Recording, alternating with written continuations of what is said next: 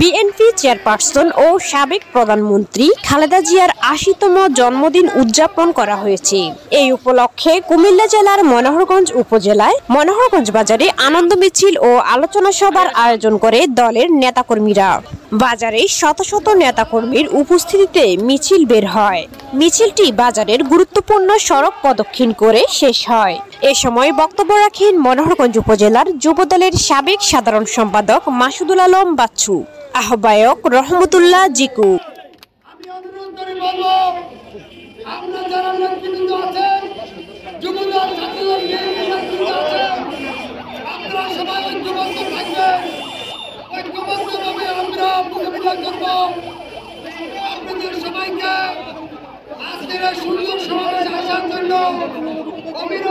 ধন্যবাদ জানিয়ে খালেদা জিয়ার জন্মদিনকে সকলের সাহায্য করার জন্য আরেকটি কথা বলে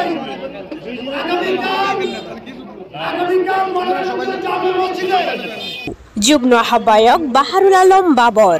এছাড়া এ সময় আরো উপস্থিত ছিলেন সাবেক সহ সাধারণ সম্পাদক আবুল বাশার চৌধুরী, মনোহরগঞ্জ উপজেলা। আজকের এই গণজোয়ার দেখে আমরা আবেগে আপ্লুত। আমরা আগামী দিনেও যে কোনো কর্মসূচিতে সবাই ঐক্যবদ্ধ থাকবো। আমাদের সামনে অনেক কারা নির্যাতিত নেতারা আছেন, হুমায়ুন কবির বাবলু, আমাদের হাসান এসপি, আমাদের শাহপরান, ওয়ালি সুমন, আমাদের মিলন, বাহারুল বাবর,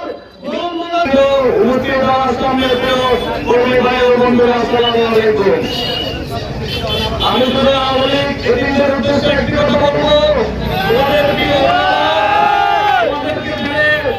ইন্ডিয়া পালিয়ে গিয়েছে, কেউ অন্যান্য দেশে পালিয়ে গিয়েছে। তোমরা যারা এদিন না এখনো অবস্থান করছো, তোমাদেরকে আমরা সুযোগ দিয়েছি, তোমরা শান্তিপূর্ণভাবে এলাকায় থাকো, কোনো সমস্যা নাই। কিন্তু কেউ যদি একটু মাথা বেড়া দিয়ে উঠতে চাও, তোমাদের মুখ আমরা উঠে দিব ইনশাআল্লাহ। যুবদলের অন্যান্যদের মধ্যে উপস্থিত ছিলেন মনির হোসেন, আলাউদ্দিন, সুজন ও মোহাম্মদ হাসান। উক্ত সভায় আরও উপস্থিত ছিলেন বিএনপির সাবেক সাধারণ সম্পাদক শাহিন আলম লক্ষণপুর, মোশাররফ হোসেন সাবেক সাধারণ সম্পাদক মৈশাতুয়া ইউনিয়ন এবং জনাব অজিউল্লাহ। ছাত্রদলের ছাত্র নেতাদের মধ্যে উপস্থিত ছিলেন জনাব মেহেদি হাসান, নাদিম মাহমুদ, সাইফুল ইসলাম, মোহাম্মদ মিলন ও মিনার রহমান সহ অন্যান্যরা।